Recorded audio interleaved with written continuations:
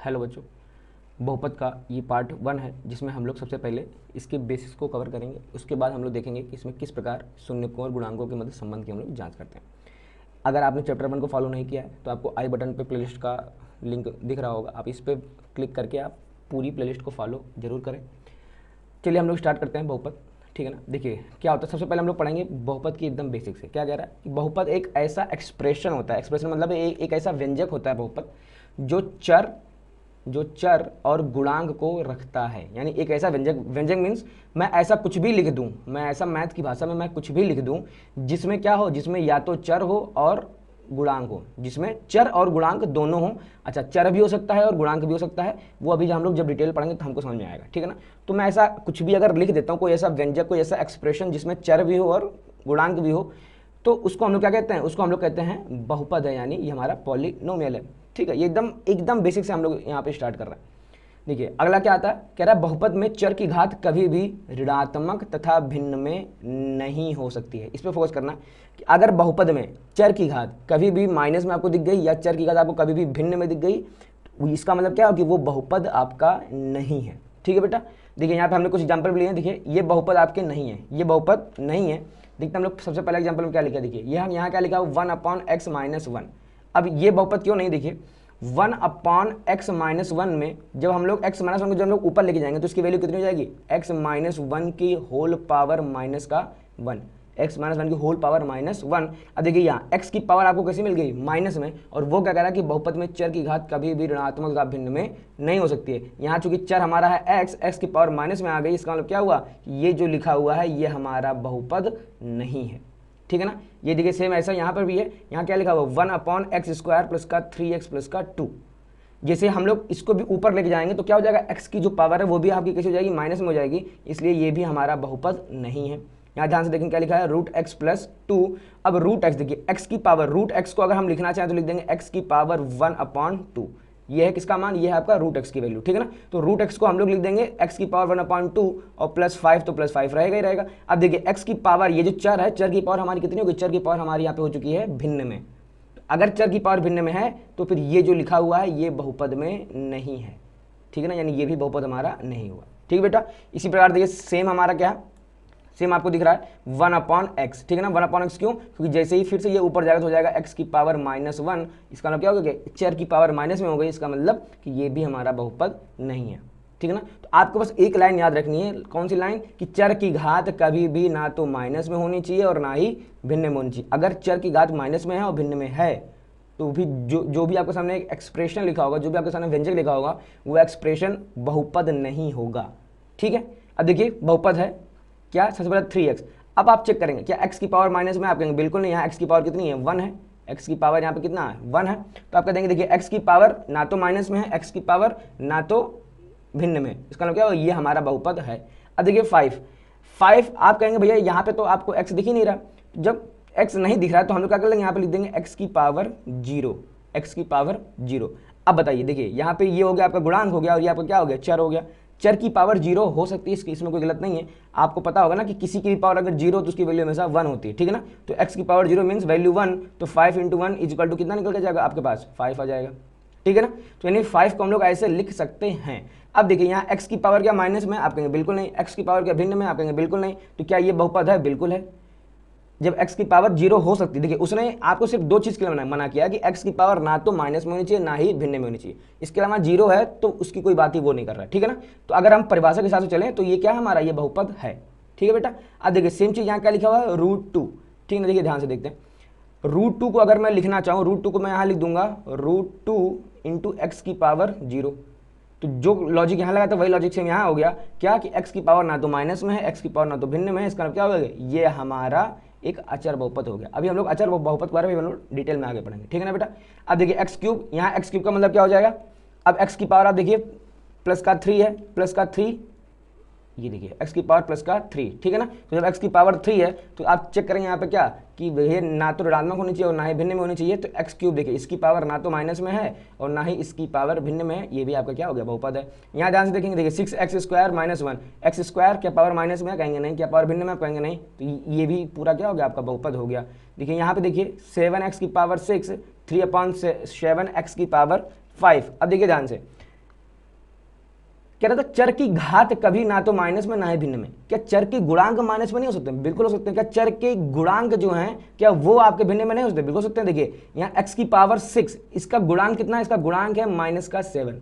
गुणांक मीन्स आप समझते हैं, गुणांक मतलब होता है गुणे में लिखा हुआ अंक। गुणांक मतलब गुणे में लिखा हुआ अंक।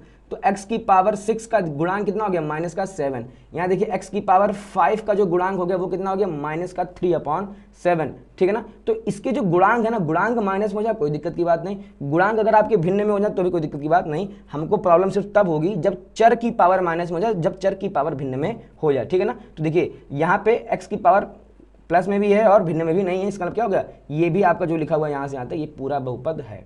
ठीक है बेटा। सेम चीज देखिए यहाँ भी बहुपद है। क्यों? क्योंकि जो रूट है वो गुणांक में है, रूट जो लगा है वो गुणांक में लगा है। अगर x की पावर में रूट होता या रूट के अंदर x होता या क्यूब रूट के अंदर अगर हमारा x होता तो हम क्या कहते हैं कि ये बहुपद नहीं है। गुणांक माइनस में हो जाए कोई फर्क नहीं, गुणांक आपका भिन्न में हो जाए कोई फर्क नहीं।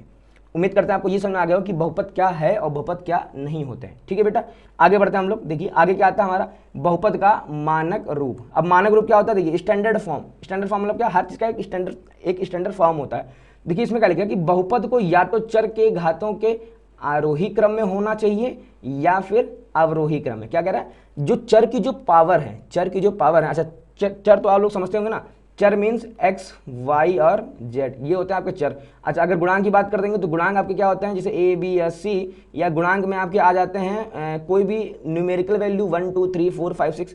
ठीक है ना। तो ये सभी जो है ये हैं आपके, ये है आपका गुणांक। ठीक है। और ये जो x, y, z होता है ये हमारा क्या होता है? यही हमारा क्या है यहाँ पे? चर। तो वो क्या कह रहा है? ये कि बहुपद में जो चर है ना, चर की पावर या तो आरोही, आरोही मतलब होता है असेंडिंग ऑर्डर, अवरोही मतलब घटते क्रम में। देखिए आरोही मतलब बढ़ते क्रम में, अवरोही मतलब घटते क्रम में। आरोही मतलब असेंडिंग ऑर्डर और अवरोही मतलब डिसेंडिंग ऑर्डर। ठीक है ना।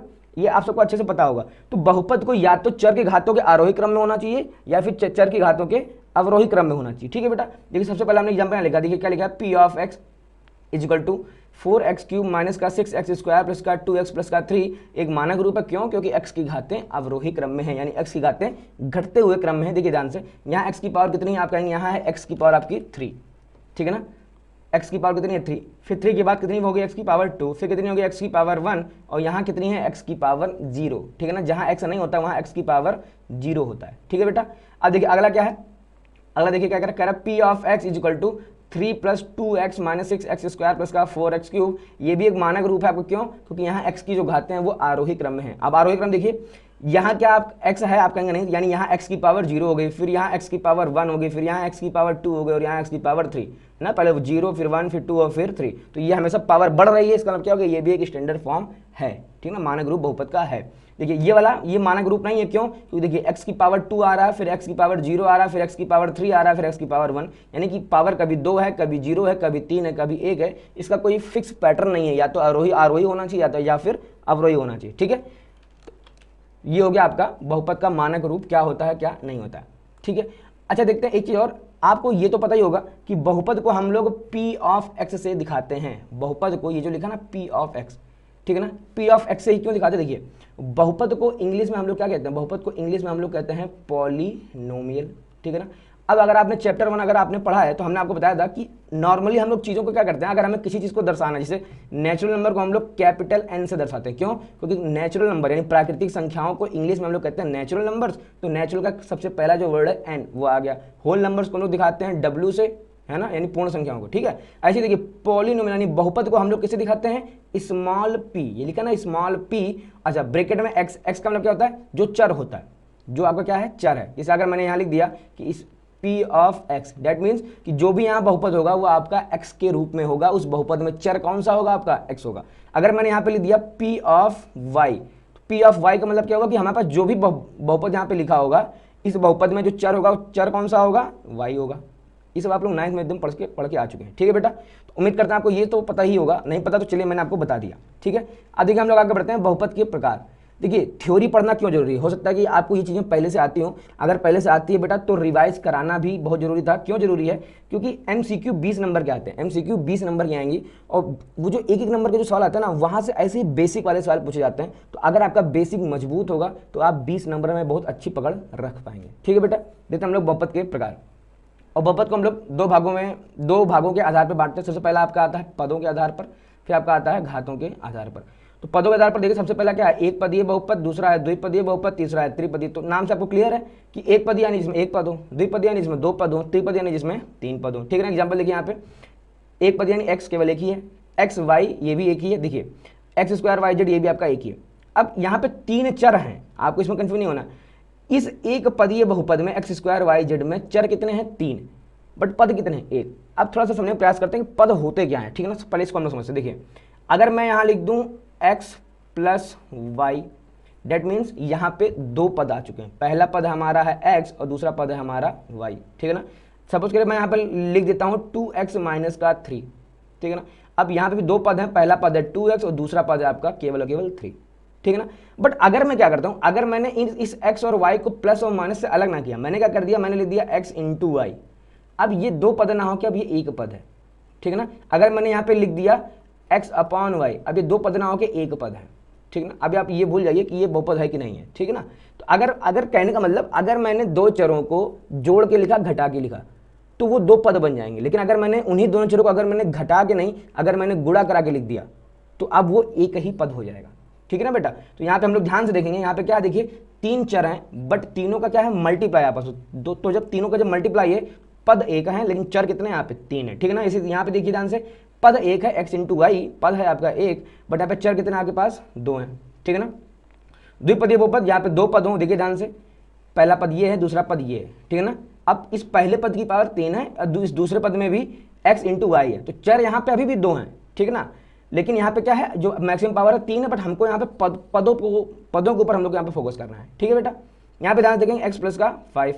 त्रिपदीय में तीन पद होने चाहिए। नाम से देखिए ये कोई बहुत कठिन चीज़ें नहीं है, बट एक बार रिविजन करना मेरा आपका काम है, क्योंकि अगर रिविजन आपने सही से कर लिया, तो जिस दिन आपके इन्हीं चीज़ों से जब सवाल आपके आएंगे ना 20-20 नंबर के, तो आप बिल्कुल भी परेशान नहीं होंगे। उस दिन आपको लगेगा कि अच्छा हुआ भैया ने रिवीजन करा दिया था। ठीक बेटा। देखिए तीन पद यहाँ पे, एक पहला है x, दूसरा है y, तीसरा है z। ठीक है ना। देखिए फिर यहाँ पे भी तीन पद हैं, एक्स स्क्वायर पहला पद है ये, फिर ये दूसरा पद और ये तीसरा पद, तीन पद हो गए। ठीक है ना। इंग्लिश में हम लोग एक पदी वालों को हम लोग क्या कहते हैं, एक पदी वालों को हम लोग कहते हैं मोनोमियल, दो पदी वालों को बाइनोमियल और त्रिपदी वालों को ट्राइनोमियल। ठीक है ना। अच्छा क्या इसके आगे भी होते हैं, चार पदी, पांच पदी सब होते हैं, बट तीन पत्ते जानना आपके लिए जरूरी, मतलब इंपॉर्टेंट है। ठीक है ना बेटा। अब देखिए धातु के आधार पर, देखिए सबसे पहला हमारा आता है रैखिक बहुपद। ठीक है ना। इंग्लिश बोलते हैं हम लोग लीनियर पॉलिनोमियल। अगला आता है हमारा द्विघात बहुपद, क्वाड्रेटिक पॉलिनोमियल। ठीक है ना। फिर अगला हमारा आता है त्रिघात बहुपद, क्यूबिक पॉलिनोमियल। अच्छा क्या इसके आगे होते हैं, चतुर्घात बहुपद बिल्कुल होते हैं, पंचघात बहुपद बिल्कुल होते हैं। ठीक है ना। बट तीन घात के आगे हम लोगों को पढ़ना कोई जरूरी नहीं है। ठीक है बेटा। अब रैखिक बहुपद क्या, देखिए घातों के आधार पर मतलब क्या, जिसकी अधिकतम पावर एक हो। ठीक है ना। ऐसा बहुपद जिस बहुपद में चर की अधिकतम पावर एक हो, उसको हम लोग कहेंगे रैखिक बहुपद। एग्जाम्पल के लिए हम लोग समझ देखिए, यहाँ पे लिखा हुआ 2x माइनस का 3। अच्छा यहाँ पे देखिए एक पद ये है, एक पद ये है। ठीक है ना। अब यहाँ पे देखिए ध्यान से, x की अधिकतम पावर कितनी है, 1 है, और यहाँ पे x की अधिकतम पावर कितनी है, 0 है। बट इस पूरे बहुपद में x की अधिकतम पावर कितनी है, आप कहेंगे ये पूरे बहुपद में x की अधिकतम पावर है 1, इसका मतलब क्या हो गया, ये आपका रैखिक बहुपद हो गया। ठीक है ना। अब देखिए यहाँ पे पद आपके दो हैं, बट जब हम घातों के आधार पर जब हम लोग चेक करेंगे रैखिक बहुपद, तो रैखिक बहुपद में हमको पद नहीं देखने, रैखिक बहुपद में हमको सिर्फ और सिर्फ उसकी पावर पे फोकस करना है कि भैया इसकी अधिकतम पावर कितनी है। तो इसकी अधिकतम पावर आपको कितनी मिल गई, यहाँ अधिकतम पावर आपको मिल गई 1। ठीक है। देखिए यहाँ पे इसकी अधिकतम पावर कितनी है, इसकी भी अधिकतम पावर आपको कितनी मिल गई, 1। ठीक है ना। ये दोनों कैसे हैं आपका रैखिक बहुपद। अगर मैं यहाँ कहीं लिख देता हूँ, चलिए मान लीजिए x प्लस का y, तो यहाँ पे देखिए ध्यान से अधिकतम पावर है, x की पावर है 1, y की पावर भी है 1। ठीक है ना। तो ये भी आपका कैसा हो गया, ये भी आपका हो गया रैखिक बहुपद। ठीक है ना बेटा। पद भले दो हैं, लेकिन हमको जब हम बात करेंगे रैखिक बहुपद की, दैट मीन्स हमको केवल और केवल घातों पे फोकस करना है। देखिए अगला क्या है, द्विघात बहुपद। अब देखिए सबसे पहला एग्जांपल में यहाँ लिखा वाई स्क्वायर, तो वाई स्क्वायर में तो आपको दिख रहा है कि इसकी पावर कितनी है, 2, तो ये तो हो गया क्वाड्रेटिक। अगला आपको अगला क्या दिख रहा है, एक्स स्क्वायर माइनस 2। अब देखिए यहाँ पे x की पावर है 2 और यहाँ पे है x की पावर 0, तो मैक्सिमम पावर आपको कितनी मिल गई, 2। ठीक है ना, एक्स स्क्वायर वाले में। इसका मतलब ये भी कैसे आपका एक द्विघात बहुपद है। अगला देखिए यहाँ पे क्या लेगा, 2x square plus 3x minus का 5।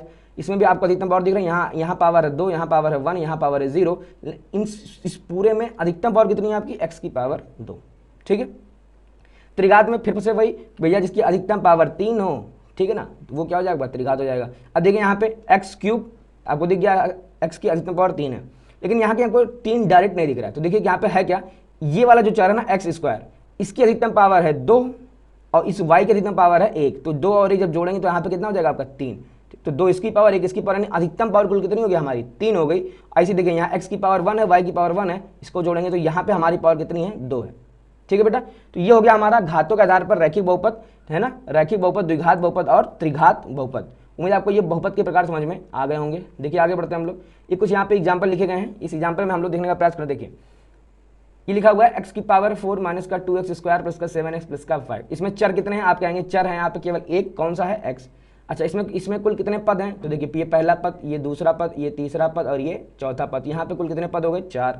अच्छा घात, जब भी वो आपसे कहेगा बहुपद में घात, तो घात का मतलब आपका क्या होता है हमेशा अधिकतम घात।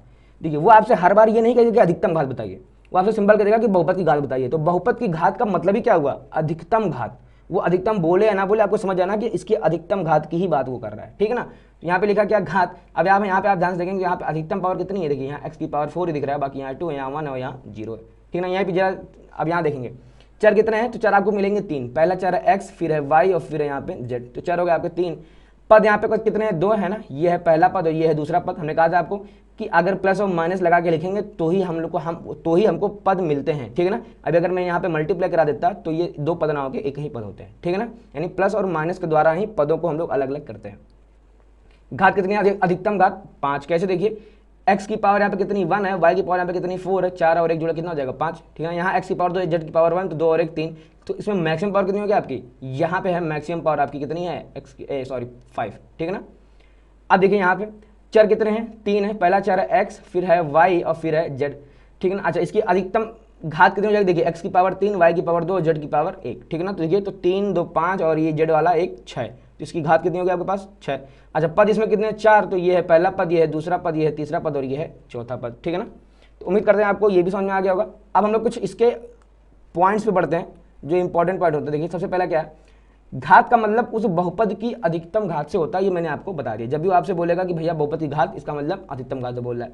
कह रहा है अचर बहुपद शून्य को शून्य बहुपद कहते हैं, ठीक है ना। अगर मैं यहाँ लिख देता हूँ 0, इसका मतलब क्या है, ये बहुपद तो है बट ये कैसा है, शून्य है, ठीक है ना, शून्य बहुपद है, ठीक है ना। और यहाँ क्या कह रहा है, शून्य बहुपद की घात परिभाषित नहीं है। अब देखिए परिभाषित क्यों नहीं है, जैसे अभी मैंने आपको बताया था, जैसे ठीक है ना, जिसमें मैंने अभी आपको लिख के बताया था, जैसे 5 को अगर मैं लिखना चाहूँ तो मैं कितना लिख दूंगा 5 × x की पावर 0, ठीक है ना।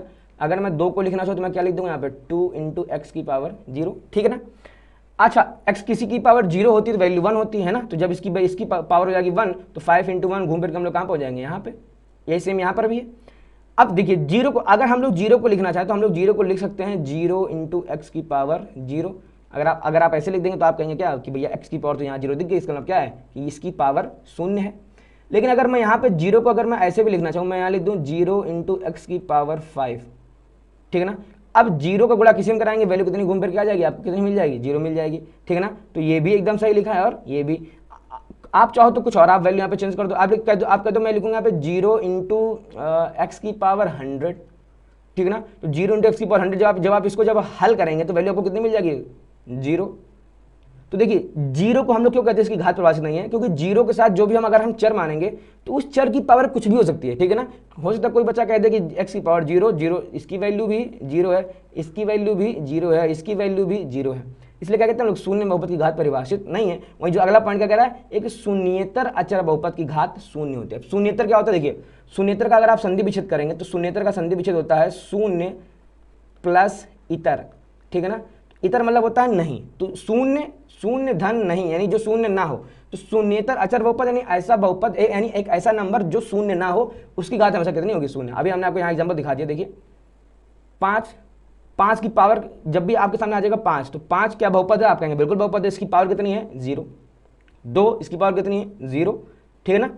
समझ में आ गया आपको, ठीक है। हटाते हैं इसको हम लोग। आपसे कह रहा है बहुपद 1 और ये बीच में कुछ ऑपरेशन दिए प्लस माइनस इंटू बहुपद 2, क्या लिखा है बहुपद, और यहाँ लिखा है हमेशा फॉलो। मीन्स क्या, देखिए आप एक बहुपद लेके आइए, एक और बहुपद लेके आइए, 2 बहुपद लेके आइए और उनको या तो जोड़िए या तो घटाइए या तो गुणा कराइए। जो भी आपका भागफल, जो भी आपका योगफल, जो भी आपका गुणनफल, जो भी आपका अंतर मिलेगा वो हमेशा क्या रहेगा, हमेशा आपको बहुपद ही मिलेगा, ठीक है ना। एग्जाम्पल लिया मैं, चलिए मान लेते हैं हम लोग, मैंने यहाँ लिख दिया 2x² प्लस का 3, ये है कोई आपका पहला बहुपद, ठीक है ना।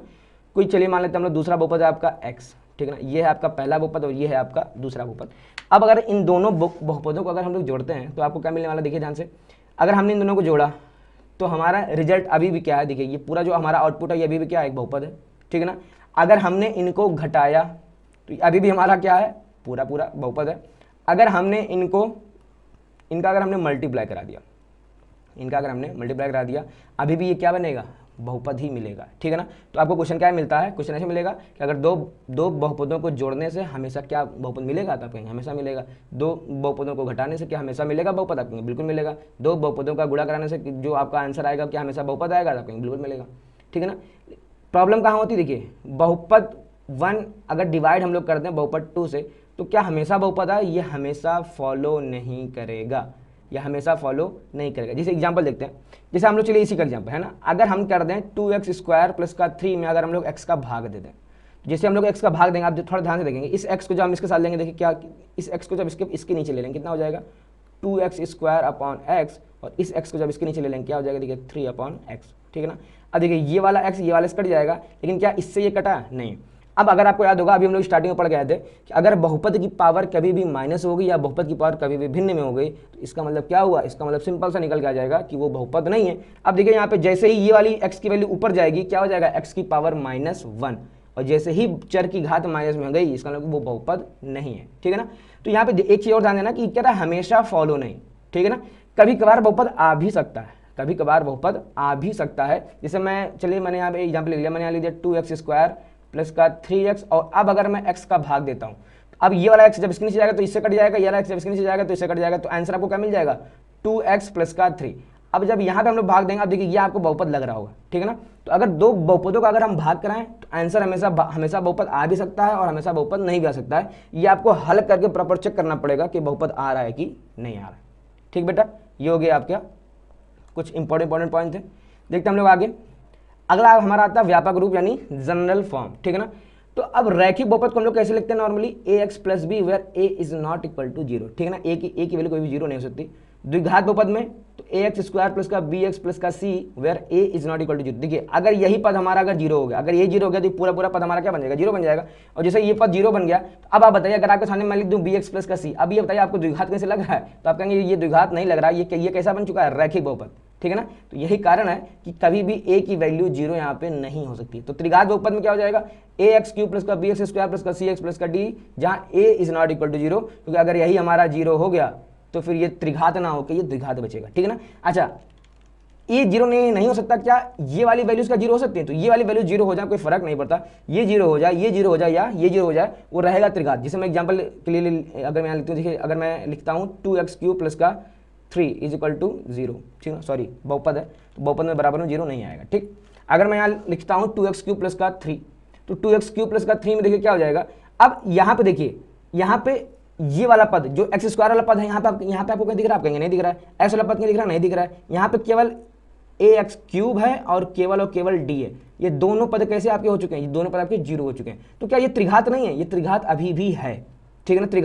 त्रिघात में पदों से फर्क नहीं पड़ता, त्रिघात में फर्क पड़ता है हमको, त्रिघात में हमें फर्क पड़ना चाहिए केवल और केवल पावर से, ठीक है ना। त्रिघात में हमको किससे केवल फर्क पड़ना चाहिए, पावर से। पावर हमको यहाँ मिल गई, कितनी पावर है, अधिकतम 3 है, इसका मतलब ये कैसा हो गया हमारा त्रिघात बहुपद हो गया, ठीक है। देखते हैं, उम्मीद आपको ये भी समझ में आ गया होगा। देखते हैं आगे बढ़ते हैं। अब आता है आपका हाई स्कूल का सिलेबस कि शून्य क्या होते हैं, ठीक है ना। तो सबसे पहली बात तो शून्य को हम लोग क्या कहते हैं, जीरोज इंग्लिश में, ठीक है ना। अब ये क्या है, कह रहा है चर का वह मान जिसको बहुपद में रखने पर बहुपद का मान क्या हो जाए, शून्य हो जाए, उस बहुपद का शून्य कहलाता है, ठीक है ना। उस बहुपद का शून्य कहलाता है। एग्जाम्पल के लिए ऐसे समझिए, हम मान लेते हैं कि हमारे पास कोई बहुपद लिखा है p of x is equal to 2x plus का 3। अब x का कोई ना कोई तो ऐसा मान होगा ना जिसको मैं यहाँ पे लाके पुट कर दूं तो भैया मेरे इसका पूरा मान 0 हो जाए। तो वो जो x का मान होगा ना, वो जो x का मान यहाँ पे निकल गया ना कि हम जिस x के मान को रखने पे इस पूरे बहुपद की वैल्यू 0 हो जाए, उस x के मान को हम लोग क्या कहेंगे, शून्य। किस बहुपद का, इस बहुपद का वो शून्य कहलाएगा, ठीक है ना। अभी शून्य के बारे में हम लोग सवाल लगाना भी और अच्छे से आराम से सीखेंगे, आप परेशान नहीं होना आपको। फिर अगला देखिए क्या कह रहा है आपसे कि रैखिक बहुपद ax प्लस बी का जो शून्य का होगा वो माइनस का b अपॉन ए होगा, ठीक है ना। कोई आपको सामने लिखा है रैखिक बहुपद, इसका शून्य क्या होगा, माइनस का b अपॉन ए। देखते हैं कैसे, देखिए जब भी हम लोगों को शून्य निकालना होता है, ठीक है ना, जैसे हम सबसे पहले हम लोग यहाँ क्या करेंगे, हम लोग यहाँ लिखेंगे माना क्या p of x is equal to a x plus का b। सबसे पहले हमने इस बहुपद को हमने डिनोट कर दिया p ऑफ x से। फिर अब अगर हमें शून्य निकालना है तो शून्य निकालने के लिए सबसे पहला हमारा जो काम होता है वो हमारा काम होता है p ऑफ x के बराबर में 0 मान लेना, ठीक है ना। तो p ऑफ x की हम लोग यहाँ पे उठा के वैल्यू रखेंगे तो ए एक्स प्लस का b इज इक्वल टू 0, इस b को उधर भेज देंगे तो क्या हो जाएगा a x is equal to minus का b, इस a को डिवाइड कर देंगे, देखिए क्या आपको वैल्यू मिल जाएगी x is equal to minus का b अपॉन a, ठीक है ना। ये जो आपका x का मान दिख गया ना, यही x का वह मान है जिसको हम लोग इस बहुपद में रखेंगे तो ये बहुपद कैसा बन जाएगा, शून्य हो जाएगा। वही उसने आपको फॉर्मूला दे दिया कि इस बहुपद का शून्य अगर आपको निकालना हो तो आप करिए क्या, डायरेक्ट आप याद रखिए माइनस का b अपॉन a, ठीक है ना। देखिए आपने हल किया ना x का मान, इस मान पे ये हमारा बहुपद कैसा हो जाएगा, 0 हो जाएगा। अब देखिए बार बार ये 0 ऐसे बराबर 0 रख के हल करने की जरूरत नहीं है अगर आपको ये फॉर्मूला याद है। जैसे देखिए अगर हम आपसे कह दें कि भैया इस 2x प्लस 3 ये जो बहुपद आपके सामने लिखा हुआ ना इसका मुझे शून्य बताओ, तो एक तरीका क्या है, एक तरीका ये कि आप इसको बराबर में आप यहाँ पे 0 मान लीजिए, आप प्रॉपर इसको हल करिए, हल करने के बाद आपकी वैल्यू यहाँ से निकल के आएगी। या दूसरा तरीका क्या है, वो क्या कह रहा है माइनस का b अपॉन ए, यानी डायरेक्ट देखिए क्या कर दिए, इसको उधर भेज दीजिए, हो जाएगा माइनस का b यानी माइनस का 3 अपॉन ए यानी कितना 2, यानी x का मान डायरेक्ट कितना आ गया माइनस का 3/2, ठीक है ना। तो माइनस 3/2 आप जैसे ही इस बहुपद में रखेंगे ये बहुपद आपका क्या हो जाएगा, शून्य हो जाएगा। इसका मतलब क्या है कि ये जो x का मान है ना माइनस 3/2 यही आपका क्या है, इस बहुपद का शून्य है, ठीक है बेटा। उम्मीद आपको समझ में आ गया होगा। देखिए हम लोग आगे बढ़ते हैं, आगे आपसे क्या कह रहा है, बहुपद के शून्यकों का ज्यामितीय अर्थ, ठीक है ना। अब ज्यामितीय अर्थ मतलब क्या कि बहुपद के शून्य को असल में ग्राफ में कैसे दिखते हैं, बहुपद के शून्य असल में ग्राफ में कैसे दिखते हैं। तो देखिए कुछ कठिन नहीं है, क्या कह रहा है कि दिए गए बहुपद को ग्राफ पर ड्रॉ करने के बाद, ठीक है ना। अब देखिए अब कोई ना कोई बहुपद लिखा होगा, जैसे मान लीजिए मैं यहाँ पे लिख दूँ 2x प्लस का 3, वही एग्जाम्पल जो अभी मैंने ऊपर लिया था। अब ये एक बहुपद लिखा है, अब इस बहुपद को हम लोग ग्राफ पे ड्रॉ तो कर ही सकते हैं, है ना, यानी इसको हम लोग एक प्रॉपर एक लाइन तो खींच सकते हैं। ये भी आप 9th में पढ़ के आ चुके होंगे, ठीक है बेटा। तो जब हम लोग ग्राफ खींचेंगे, वह ग्राफ एक्स अक्ष को जिस बिंदु पर काटेगा वो सारे बिंदु उस बहुपद के शून्य होते हैं, ठीक है। फिर इसको एक बार फिर से समझते हैं क्या कह रहा है। ये कोई बहुपद दिया है, इस बहुपद का आपने ग्राफ खींचा, वो जो ग्राफ मिलेगा ना, वो जो ग्राफ मिलेगा इस बहुपद वाला, वो एक्स अक्ष को जिस बिंदु पर काटेगा, जितने बिंदु पर काटेगा वे सभी बिंदु इस बहुपद के शून्य कहलाएंगे, ठीक है ना। अब रैखिक बहुपद ax प्लस b का जो ग्राफ होगा वो एक सीधी रेखा होगी, ठीक है ना। ये आप जब निकालेंगे ना, जब आप ग्राफ बनाना सीखेंगे, ठीक है ना। अभी 2 चर वाले रैखिक समीकरण हम लोग पढ़ेंगे तो मैं आपको वहाँ पे बताऊंगा कि कैसे हम लोग समीकरणों से हम लोग प्रॉपर एक लाइन खींचते हैं, ठीक है ना। बट ये क्लास 9th में आप ऑलरेडी पढ़ के आ भी चुके होंगे, ठीक है ना। ये कोई बहुत कठिन खेल नहीं बेटा, ठीक। तो अगर कोई रैखिक बहुपद लिखा ax प्लस बी तो उसका ग्राफ आपको हमेशा कैसा मिलेगा, उसका ग्राफ आपको हमेशा एक सीधी रेखा मिलेगा। अब सीधी रेखा एक्स अक्ष को कहाँ कट कर सकती है, केवल एक ही जगह, चाहे ऐसे कट करे, चाहे ऐसे कट करे, चाहे ऐसे कट करे, वो किसी भी रूप में कट करे, बट कट कर पाएगी वो एक्स अक्ष को केवल और केवल एक ही जगह, ठीक है ना। यही कारण है क्या कि रैखिक बहुपद के अधिकतम एक शून्यक होंगे, रैखिक बहुपद के अधिकतम एक शून्यक होंगे। द्विघात बहुपद, तो द्विघात बहुपद ax square plus bx plus c का जो ग्राफ होता है ना वो एक पैराबोला होता है, पैराबोला मीन्स पैराबोला होता है, ठीक है ना। अभी पैराबोला अभी आपके सिलेबस में नहीं है, जब आप पहुंचेंगे 11th में आपको पहली बार पढ़ने को मिलेगा कि पैराबोला होता क्या। फिलहाल आप इतना समझ लीजिए कि जब कभी भी आपको द्विघात बहुपद मिलेगा तो इसका जो ग्राफ होता है वो एक परवलय होता है, ठीक है ना। परवलय की आकृति कुछ इस टाइप की होती है, या तो ऐसा होगा, ठीक है ना, या तो ऐसा होगा, या तो ऐसा होगा, या तो ऐसा होगा, ठीक है ना। ये चारों आकृतियां, एक ये परवलय, एक ये परवलय, एक ये परवलय और एक ये परवलय, ये सब आप कहाँ पढ़ेंगे, सबसे पहली बार आपको 11th में पढ़ने को मिलेगा, ठीक है ना बेटा। यहाँ पे फिलहाल सीखने का चीज क्या था कि अगर कोई रैखिक बहुपद लिखा होगा तो रैखिक बहुपद में कितने शून्य होंगे, अधिकतम 1, ठीक है ना। और अगर कहीं द्विघात बहुपद आपको मिल जाएगा तो द्विघात बहुपद के आपको कितने शून्य मिलेंगे, अधिकतम 2, ठीक है ना। अच्छा, त्रिघात बहुपद का अधिकतम कितने शून्य, 3। कोई 4 घात का है तो उसके अधिकतम कितने शून्य, 4। इसी से फॉर्मूला बनता है कि घात n के बहुपद के अधिकतम कितने शून्य हो सकते हैं, तो n शून्य, ठीक है ना। जैसे मैं यहाँ पे लिख देता हूँ कि चलिए मान लेते हैं कि कोई एक बहुपद है जिसकी अधिकतम घात, चलिए मान लेते हैं 50, कोई बहुपद है 50 घात वाला है। अब ये बताइए इस बहुपद के कितने शून्य आप निकाल सकते हैं, तो आप कितने शून्य निकाल सकते हैं, यहाँ पे 50 शून्य निकाल सकते हैं, ठीक है ना। तो एक n घात के बहुपद के कितने शून्य हो सकते हैं, n हो सकते हैं, ठीक है ना। उम्मीद करते हैं ये भी समझ में आ गया होगा। ये बेटा बहुत कठिन चीज़ें नहीं है, कठिन चीज़ें जब होंगी तो वो आपको दिखेगा, और कठिन चीज़ें वैसे अगर आप मेरे से पूछेंगे तो चैप्टर नंबर 2 बहुत आसान चैप्टर में से है। ये वो चैप्टर हैं जो आपके मार्क्स बनाने के लिए आपके एग्जाम में रखे जाते हैं, ठीक है। देखिए अब ये कुछ सवाल आएगा आपके सामने, वो आपको ग्राफ प्रोवाइड करा देगा और आपसे पूछ लेगा कि ये बताओ कि इस ग्राफ में कितने शून्यक हैं। तो केवल आपको एक लाइन याद रखनी। कौन सी लाइन? वो लाइन सिंपल सी ये है कि जिस एक्स अक्ष को जिस बिंदु पर काटेगा, देखिए एक्स अक्ष को जिस बिंदु पर काटेगा वे सारे बिंदु उस बहुपद के शून्यक होते हैं। यानी अगर आपको उसने कोई ग्राफ दिया हुआ है तो आप क्या करिए, आप चेक करिए कि ग्राफ एक्स अक्ष को कहाँ कहाँ कट कर रहा है। चलिए देखते हैं हम लोग, ठीक है। ये हो गया आपका एक्स अक्ष, ये हो गया आपका वाई अक्ष, ठीक है ना। अब ये हो गया, आप ये जो आप रेखा देख रहे हैं, ये जो रेखा है ना, ये रेखा कौन सा? किसी बहुपद का है। अच्छा, अगर मैं आपसे पूछ लूँ कि ये किस बहुपद का, तो आप कह देंगे रैखिक बहुपद का। क्यों? क्योंकि रैखिक बहुपद का ही ग्राफ एक सीधी रेखा होती है, ठीक है ना। अब देखिए ये जो रेखा है ना, ये रेखा एक्स अक्ष को कहाँ कट कर रही है? तो ये रेखा एक्स अक्ष को केवल और केवल यहाँ कट कर रही है, केवल और केवल यहाँ एक बिंदु पे कट कर रही है। यानी कि इसके कुल कितने शून्यक हैं? इसके शून्यक हैं एक, ठीक है ना। इसके कितने शून्यक हैं? एक है। ये सेम काम यहाँ भी देखिए, ये जो रेखा जा रही है ये एक्स अक्ष को कितनी जगह कट कर रही है? आप कहेंगे केवल और केवल एक जगह। इसका मतलब क्या हो गया? इस बहुपद के कितने शून्यक हैं? एक शून्यक है, ठीक है। अगला देखिए, यहां पे ध्यान से देखिए। अब ये जो आप रेखा देख रहे हैं ना, ये पक्का किसी द्विघात बहुपद का है। किसका है? द्विघात बहुपद का है। और यही है आपका पैराबोला, यही आपका क्या है? पैराबोला नहीं, यही आपका परवलय है। अच्छा, इसके अधिकतम कितने शून्यक हो सकते हैं? 2। बट यहाँ पे कितने शून्यक आपको मिल रहे हैं? तो आप ध्यान से देखेंगे, ये केवल इसको टच करता हुआ निकल जा रहा है। देखिए ध्यान से, ये जो ग्राफ है ना, ये इस एक्स अक्ष को केवल और केवल टच करता हुआ निकल जा रहा है। तो जब भी कोई चीज किसी को टच करते हुए निकलती है तो टच केवल वो एक बिंदु पे करती है। कितने बिंदु पे? एक बिंदु पे। यानी ये जो ग्राफ जा रहा है ना, वो केवल और केवल एक्स अक्ष को एक बिंदु पे टच कर रही है। जब एक्स अक्ष को एक बिंदु पे टच कर रही है, इसका मतलब इसके कितने शून्यक होंगे? इसके भी एक शून्यक होंगे। अच्छा, इसके भी एक शून्यक थे और इसके भी आपके एक शून्यक थे, ठीक है बेटा।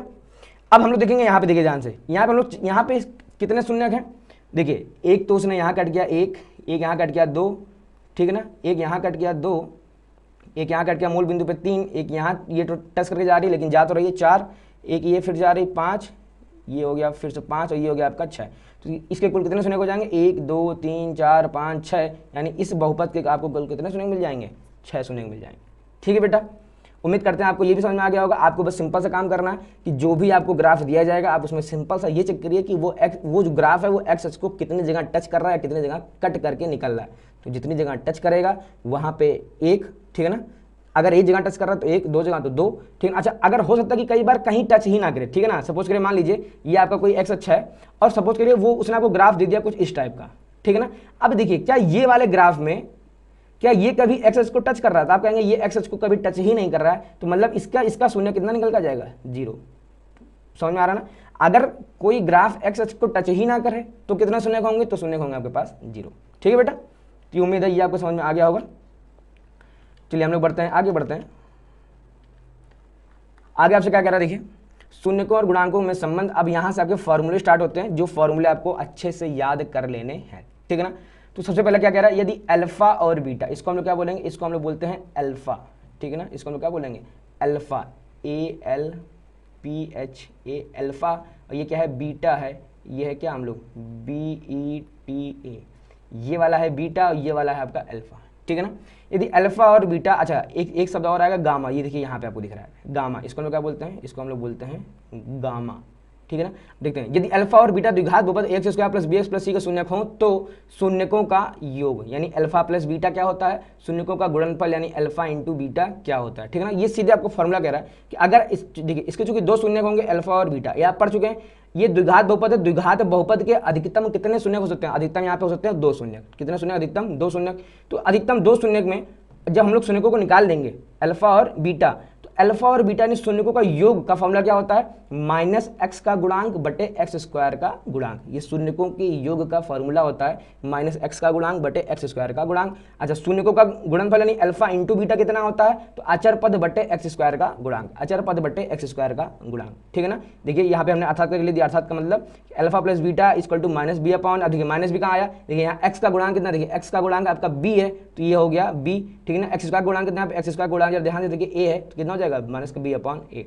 अचर पद कितना आपका एक्स, अचर पद बटे एक्स स्क्वायर, अचर पद यानी जिसमें एक्स ना हो तो एक्स किसमें नहीं है, इसमें आप कहेंगे इसमें एक्स नहीं है, अचर पद हो गया सी, ठीक है ना। और एक्स स्क्वायर का गुणांक आपका कितना है, वो तो ए है, ठीक है ना। तो शून्य को कहोगे alpha plus beta equal to minus का बी अपॉन ए और alpha into beta equal to c upon a. ये आपको अच्छे से याद होना चाहिए। अगर आपको ये अच्छे से याद होगा तो आप सारे सवाल बहुत ही ईजिली तरीके से कर पाएंगे, ठीक है बेटा। चलिए हम लोग देखते हैं आगे। अगला क्या कह रहा है आपसे, अगर ये द्विघात बहुपद ना होकर त्रिघात बहुपद हो जाए, ठीक है ना। अब देखिए ये आपके सिलेबस में केवल फार्मूला है, ये जो फार्मूला आपके पास लिखा हुआ है केवल आपके सिलेबस में ये फार्मूला है, इसके ऊपर आपको सवाल लगाने को नहीं मिलेंगे, बट फिर भी हम लोग फार्मूले को हम लोग समझ लेते हैं, ठीक है। क्या कह रहा है, यदि अल्फा बीटा और गामा त्रिघात बहुपद a x cube plus b x square plus c x plus d के शून्य हो तो। अब देखिए ये त्रिघात बहुपद है, तो त्रिघात बहुपद के अधिकतम कितने शून्य हो सकते हैं, हमने आपको बताया था अधिकतम 3 शून्य हो सकते हैं, ठीक है ना। तो ये जो वो जो शून्य है हमने उनको नाम कर दिया, हमने नाम दे दिया, माना ये अल्फा है, बीटा है और गामा है। तो अब हम लोग क्या क्या निकालेंगे, देखिए alpha plus beta plus gamma यानी शून्य को अलग अलग जोड़ेंगे, फिर alpha into beta plus beta into gamma plus gamma into alpha यानी दो शून्य को कराएंगे गुणा, फिर आपस में उनका योगफल निकालेंगे। फिर अगला क्या हमारा alpha into beta into gamma यानी जितने भी हमारे पास शून्य है उन सब का गुणनफल, ठीक है बेटा। अब देखिए फॉर्मुला यहाँ पे क्या क्या निकल के आएगा आपके सामने, फॉर्मुला क्या आता है, alpha plus beta plus gamma, ये क्या आ रहा है आपका माइनस एक्स स्क्वायर का गुणांक बटे एक्स क्यूब का गुणांक, माइनस एक्स स्क्वायर का गुणांक बटे एक्स क्यूब का गुणांक। देखिए तो यहाँ पे एक्स स्क्वायर का गुणांक कितना है बी, तो हो जाएगा माइनस का बी, और एक्स क्यूब का गुणांक कितना ए, तो वही देखिए यहाँ पे लिख गया alpha plus beta plus gamma कितना है आपका माइनस का बी अपॉन ए, ठीक है। अब देखिए alpha into beta plus beta into gamma plus gamma into alpha ये कितना है एक्स का गुणांक बटे एक्स क्यूब का गुणांक, अर्थात क्या हो जाएगा, अब देखिए एक्स का गुणांक यहाँ पे आपको कितना, एक्स का गुणांक को दिख रहा है सी और एक्स क्यूब का गुणांक कितना ए, यानी कितना हो जाएगा सी अपॉन ए। ये हो गया आपका second formula. Alpha into beta into gamma क्या है आपका माइनस का अचर पद बटे एक्स क्यूब का गुणांक, अब अचर पद देखिए यहाँ पे कितना है डी और एक्स क्यूब का गुणांक कितना आपका ए, यानी कितना हो जाएगा माइनस का डी अपॉन ए, ठीक है ना। ये सारे फॉर्मूले आपको अच्छे से याद होने चाहिए, अगर ये फॉर्मूला याद होंगे तो फिर आपके लिए सवाल लगाना आसान है। हालांकि त्रिघात बहुपद के सवाल आपके सिलेबस में नहीं है, बट फॉर्मूला आपकी बुक में दिया हुआ है, तो इस फॉर्मूले से समझ तो वो आपसे एमसीक्यू बना बना के आपसे पूछ सकता है, ठीक है बेटा। अब देखते हैं हम लोग सीधा, अगर आपको फॉर्मूले अच्छे से याद हो गए होंगे तो ये वाले फॉर्मूले अगर आपको अच्छे से याद हो गए होंगे, ये वाले और ये वाले, तो अब हम लोग सवाल लगाएंगे। देखिए सवाल कैसा कहेगा आपसे, सवाल आपसे सिंपल से कहेगा एक द्विघात बहुपद हमने दे दिया √3x स्क्वायर प्लस का 11x प्लस का 6√3, इसके शून्य ज्ञात कीजिए और शून्य को तथा गुणांकों के बीच संबंध की सत्यता की जांच कीजिए, ठीक है ना। देखिए सिंपल सा सवाल है, क्या करेंगे, सबसे पहले हमको इसके शून्य ज्ञात करने हैं। तो शून्य ज्ञात करने, शून्य हम लोग कैसे ज्ञात करेंगे, फैक्टर करके। फैक्टर करना आपको अच्छे से आता होगा, अगर फैक्टर करना आपको नहीं आता तो आपको आई बटन पर मैं लिंक दे रहा हूँ, यहाँ से आप जाके फैक्टर अच्छे से सीखिए। देखिए द्विघात बहुपद जो चैप्टर है उसी को अच्छे से आ पाएगा जिसको फैक्टर करना, गुणनखंड करना बड़े अच्छे से आता होगा। अगर आपको नहीं आता तो आपको सीखना पड़ेगा, और आई बटन पे मैंने आपको लिंक प्रोवाइड करा दिया है, आप वहाँ पे जाइए, क्लिक करिए। ऑलरेडी कई बच्चों ने उस वीडियो से कई बच्चों का फायदा हुआ है, आप जरूर उसको जाके चेकआउट करिए, ठीक है। देखिए फिलहाल मैं यहाँ पे फैक्टर करना नहीं सिखाऊंगा, मैं आपको सीधे शून्य निकालना सिखा रहा हूँ, ठीक है। देखिए यहाँ पे क्या लिखा हुआ है, यहाँ पे लिखा हुआ है √3x स्क्वायर प्लस का 11x प्लस का 6√3, इसका हम लोग फैक्टर कर देंगे तो 6√3 इंटू √3 हो जाएगा 18, ठीक है ना। 18 हम लोग फिर से फैक्टर कर देंगे, कितना हो जाएगा, देखिए √3x स्क्वायर प्लस का यहाँ पे हम लोग लिख देंगे 9x प्लस का 2x प्लस का 6√3, ठीक है। अब इन दोनों में हमको कॉमन क्या दिख रहा है, इसमें हमको कॉमन दिख रहा है √3x, ठीक है। कितना बचेगा यहाँ पे x प्लस का 3√3, ठीक, प्लस का 2, यहाँ पे कितना हो जाएगा x प्लस का 3√3, ठीक बेटा। ये बेटा कोई कठिन सवाल नहीं है, अगर आप पहली बार रूट वाले फैक्टर देख रहे होंगे तो ये आपके लिए कठिन हो सकता है, बट ये यकीन मानिए उतना ही आसान है जितना नॉर्मल फैक्टर करना, ठीक है ना। बट इसके लिए आपको अगर आई बटन पर अगर आप वीडियो आपने क्लिक कर लिया तो जरूर देखिए, वो 5-6 साल मैंने वहाँ पे रूट वाले लगवा रखे हैं। अगर आपको अच्छे समझ में नहीं आए आप फिर कमेंट करिए, मैं आपको रूट वाले सवाल और प्रैक्टिस करवा दूंगा, ठीक है। ठीक है, देखिए यहाँ से क्या मिल जाएगा आपको x प्लस का 3√3 और x, और यहाँ पे क्या मिल जाएगा आपका, ये होगा √3x प्लस का 2, तो √3x प्लस का 2, ये आपको दो फैक्टर मिल गए। अब अगर आपको शून्य निकालने हैं तो आपको इनके बराबर में 0 करना पड़ेगा, अगर आपको शून्य निकालने हैं तो इनके बराबर में हमको 0 करना पड़ेगा, ठीक है ना। तो अब हम लोग देखिए क्या करेंगे, शून्य निकालते चले, तो हम लोग यहाँ लिख देंगे क्या, शून्य के लिए, क्या लिख देंगे यहाँ पे, शून्य के लिए। देखिए मेरी राइटिंग खराब हो सकती है क्योंकि हमको पेन टाइप पे पढ़ाना होता है, पेन टाइप छोटा सा होता है, ठीक है ना, आपकी राइटिंग खराब नहीं होनी चाहिए, ठीक है बेटा। तो शून्य के लिए हम लोग क्या कर देंगे, इन दोनों के बराबर में 0 कर देंगे, क्या हो जाएगा, देखिए x प्लस का 3√3 इंटू √3x प्लस का 2 इज इक्वल टू 0। फिर बाद जब ये वाला ब्रैकेट हम लोग ले लेंगे 0 तो हमारा देखिए x का मान आ जाएगा क्या, माइनस का 3√3, और एक बार हम लोग जब ये वाला ब्रैकेट ले लेंगे 0 तो कितना आ जाएगा, माइनस का 2/√3। तो यहाँ से देखिए आपको x के 2 मान मिल गए, पहला मान आपका ये है और दूसरा मान आपका ये है, ठीक है ना। यही दोनों मान आपके क्या है, 2 शून्यक हैं। तो ये शून्यक तो आपने ज्ञात कर लिया, शून्यक ज्ञात करना मीन्स x की वैल्यू ज्ञात करना, इतना हो गया। अब आपसे क्या कह रहा है, वो कह रहा है शून्यकों और गुणांकों के बीच संबंध की सत्यता की जांच कीजिए, यानी शून्य और गुणांकों के बीच जो संबंध है क्या वो सही है कि गलत है। तो कुछ नहीं करना हम लोग को, सबसे पहले हम लोग यहाँ हेडिंग डाल देंगे। हेडिंग क्या डाल देंगे, सत्यता, संबंध की सत्यता की जांच के लिए। यहाँ पे क्या लिख देंगे, यहाँ पे आप हेडिंग डालेंगे संबंध की सत्यता की जांच के लिए। यहाँ पे सबसे पहले आप लिखेंगे यहाँ पे शून्यकों का योग, शून्यकों का योग। देखिए कितना हो जाएगा, तो आप जो भी शून्यक आपने निकाला आप इनको जोड़िए। देखिए यहाँ पे क्या आ रहा है, ये है आपका -3√3 प्लस -2/√3। अब देखिए, अब यहाँ पे मैं आपको स्मार्ट तरीका बताता हूँ। आपको इसको जोड़ने की जरूरत बिल्कुल नहीं है, आपको इतना पता होना चाहिए कि शून्यकों का योग होता क्या है, अल्फा प्लस बीटा बराबर -b/a, अल्फा प्लस बीटा बराबर -b/a। तो क्या कर देंगे हम लोग यहाँ पे, यहाँ से उठाइए -b कितना है, तो -11 बट a कितना आप कहेंगे, a है आपका √3, ये आपका क्या हो गया -11/√3, और सीधे इतना आपने लिख दिया। अब यहाँ पे आप कह लीजिए -11, यहाँ पे क्या है, x का गुणांक, हम लोग लिख देंगे यहाँ पे x का गुणांक बटे, ये आपका कितना हो जाएगा, थोड़ा सा मैं स्क्रीन पर कर दूँ, मेरी इमेज आ रही होगी ना। a आपका क्या होता है, a आपका होता है x² का गुणांक, x² का गुणांक। देखिए मैं थोड़ा सा फिर से क्लियर करता हूँ, आपने जो शून्य निकाले हैं आपको उनको यहाँ पे जोड़ के दिखाना पड़ेगा। तो ये आपने दिया ये प्लस ये इज इक्वल टू, अब ये आपको हल करके नहीं लाना है, -11/√3 आप कहाँ से लाएंगे, आपको जो फॉर्मूला याद है कि अल्फा प्लस बीटा बराबर क्या होता है, -b/a। अब डायरेक्ट यहाँ से b की वैल्यू उठाइए, b की वैल्यू है 11 और a की वैल्यू कितनी है √3। आपने डायरेक्ट ये यहाँ से आपने डायरेक्ट उठा के यहाँ पे लिख दिया। अच्छा, ये जो फॉर्मूला होता है -x का गुणांक बटे x का गुणांक, यही आपकी क्या सत्यता की जाँच हो गई है, ठीक है ना। अभी एक जाँच हम लोग को और करनी है, क्या, शून्यकों का गुणनफल, शून्यकों का गुणनफल। ये कितना हो जाएगा बेटा, ध्यान से देखते हैं। तो जो भी आपने शून्य निकाले हैं इनको हम लोग लिख देंगे -3√3 इंटू -2/√3। अब फिर से वही गुणा कराने की आपको जरूरत नहीं है। अब अल्फा इंटू बीटा बराबर होता क्या है, c/a। यहाँ पे देखिए c कितना आपको दिख रहा है, c आपको दिख रहा है 6√3, c आपको कितना दिखेगा, ये देखिए c कितना दिख रहा है 6√3 और a कितना आपका √3, बटे में कर लीजिए आप √3, और इसके बराबर में क्या हो जाएगा, जो फॉर्मूला आपको याद है वो हम लोग यहाँ पे लिख देंगे। इसके बराबर में क्या हो जाएगा, ये आपका क्या है, अचर पद बटे ये क्या है आपका x² का गुणांक, अचर पद बटे x² का गुणांक, ठीक है बेटा। मैं थोड़ा सा इसको ऊपर कर देता हूँ, देख लीजिए ध्यान से, ठीक है ना। देखते बाद मैं फिर से आपको एक बार मैं रिवीजन करा दूँ। देखिए क्या क्या हम लोगों ने द्विघात बहुपद को दिया है, सबसे पहले क्या शून्य ज्ञात कीजिए। तो सबसे पहले यहाँ से यहाँ तक का जो ये काम था, ये काम हम लोगों ने किया शून्य ज्ञात करने के लिए, ठीक है। शून्य ज्ञात हो गया, इसके बाद आपको शून्यकों का योग और शून्यकों का गुणनफल निकालने की पड़ेगी जरूरत, ठीक है ना। तो हम लोग कैसे निकालेंगे, जो भी आपने शून्य निकाले हैं आप उनको जोड़ के दिखा दीजिए। अब जब आप ये काम कर रहे होंगे, ये वाला काम, तो आपको जोड़ने की जरूरत नहीं पड़ेगी। ये वाली जो वैल्यू ना, मैं बस क्लियर करता हूँ, ये वाली जो वैल्यू है, ये जो वैल्यू है ये कहाँ से आप आएंगे, ये आपने डायरेक्ट निकाले। डायरेक्ट कहाँ से, देखिए यहाँ से क्या होता है, अल्फा प्लस बीटा बराबर होता है -b/a। तो -b/a वैल्यू, तो यहाँ पे b कितना आपको दिख रहा है 11 और ये कितना हो गया √3। तो ये हमने सीधे लिख दिया 11/√3 और बराबर में -x का गुणांक बटे x² का गुणांक। ये तो फॉर्मूला आपको पता ही होगा, ये आपको लिखना ही पड़ेगा, ठीक है ना। शून्यकों का गुणनफल, तो आपने जो शून्य निकालना है ये निकाला है, इंटू ये निकाला है। अब बराबर में ये आपको गुणा करा के नहीं लाना है, ये आप कहाँ से लाएंगे, अल्फा इंटू बीटा बराबर होता है क्या, c/a, क्या होता है c/a। अभी जो c/a है ना, ये आप देखिए c आपको दिख रहा होगा यहाँ पे, c कितना दिख रहा है 6√3, a कितना दिख रहा है आपको √3, यानी 6√3/√3 कर देंगे तो यह क्या हो जाएगा, अचर पद बटे x² का गुणांक हो जाएगा, ठीक है ना। उम्मीद आपको सवाल समझ में आ गया होगा।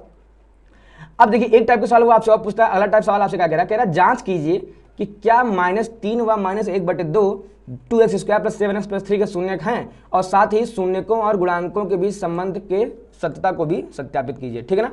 अब देखिए सत्यता की जांच तो आप ऐसे कर देंगे, सत्यता की जो जांच करनी है आपको, वो आपको ऐसे ही करना है, इसमें कुछ भी कठिन नहीं है। लेकिन हमको सबसे पहले चेक करना है क्या ये बहुपद के शून्यक हैं, तो कुछ नहीं है, आपको पता होना चाहिए कि शून्यक क्या होता है। शून्यक x का वह मान होता है जिसको बहुपद में रख दें तो बहुपद का मान कंप्लीट 0 होना चाहिए, वो होता है आपका शून्यक का मान, ठीक है ना। तो सबसे पहले हमारा काम क्या है कि जो भी बहुपद है हम लोग उस बहुपद की वैल्यू मानेंगे। तो हमने काम माना p of x is equal to, यहाँ पे जो भी बहुपद हम लोग यहाँ लिख देंगे 2x² प्लस का 7x प्लस का 3, ये हमने माना ये कोई बहुपद है, हमने इसको नाम दे दिया।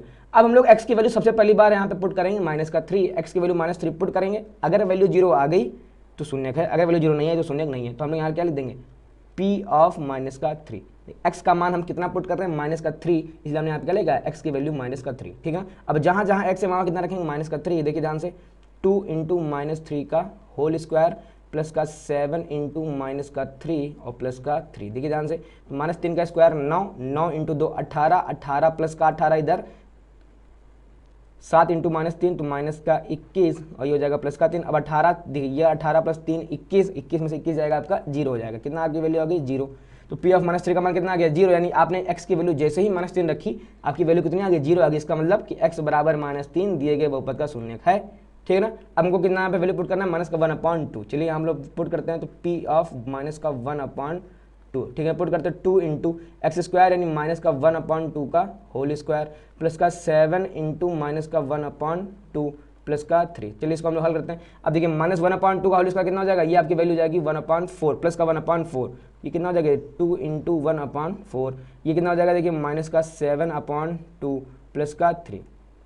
अब देखिए इस 2 से ये अलग कट जाएगा, कितना हो जाएगा यहाँ पे देखिए ध्यान से, तो 1/2 माइनस का 7/2 प्लस का 3, ठीक है ना। अब आप देखिए जैसे आप एलसीएम ले लेंगे, देखिए कितना आ जाएगा 2 × 3 कितना आ जाएगा 6, 2 × 3 6, यहाँ पे देखिए 1 माइनस का 7 प्लस का 6 बटे 2, तो 6 1 7, 7 में से 7 जाएगा 0, यानी आपकी वैल्यू कितनी मिल गई 0 मिल गई, ठीक है ना। जैसे आपको 0 यहाँ पे देखने को मिल गया, आप क्या कह देंगे कि इसका मतलब P ऑफ -1/2 का मान 0 है, इसलिए भैया x बराबर -1/2 भी इसके शून्यक है, यानी ये जो दोनों वैल्यू दी गई है ये और ये इसके शून्यक हैं।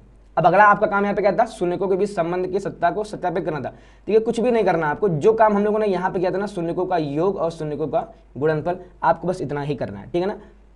इसमें अगर आपको कोई भी कठिनाई हो आप कमेंट में बताइए, हम आपको लाइव क्लासेस प्रोवाइड कराएंगे। और वीडियो देखिए थोड़ी सी लंबी हो चुकी है। वीडियो लंबी क्यों हुई है, क्योंकि इसमें हम लोगों ने काफ़ी टाइप के सवालों को भी कवर किया है ना। ये सारे टाइप थे, ये सारे फॉर्मूले हैं, और इसके अलावा हम लोगों ने इसमें जितने भी आपका बेसिक नॉलेज है हमने उसको भी कवर यहाँ पे किया है। तो चूंकि सभी चीज़ों को हमने कवर किया है, इसलिए क्या हो चुका है, टॉपिक वीडियो थोड़ा लंबा हो चुका है, लेकिन यह है कि इसके बाहर से बहुपद में कुछ भी नहीं जाएगा, ये इस बात की मेरी गारंटी है। और उम्मीद करता हूं आपको वीडियो पसंद आया होगा। अगर आपको वीडियो ज़रा सा भी पसंद लगा हो तो वीडियो को लाइक करिए, शेयर करिए, सब्सक्राइब करिए। और अगर आपको लाइव क्लासेस चाहिए तो उसको अपने दोस्तों के साथ जरूर शेयर करिए, क्योंकि अगर मिनिमम 50 स्टूडेंट्स ने अगर कह दिया कि लाइव क्लासेस प्रोवाइड कराइए तो हम लोग लाइव क्लासेस आपको प्रोवाइड कराएंगे। लाइव क्लासेस में सुविधा ये होगी कि आप अपने डाउट्स लाइव पूछ सकते हैं मुझसे, आपको जो भी डाउट होंगे हम लगातार उसको क्लियर करते रहेंगे, ठीक है बेटा। तो उम्मीद करता हूं आपको वीडियो समझ में आ गया होगा।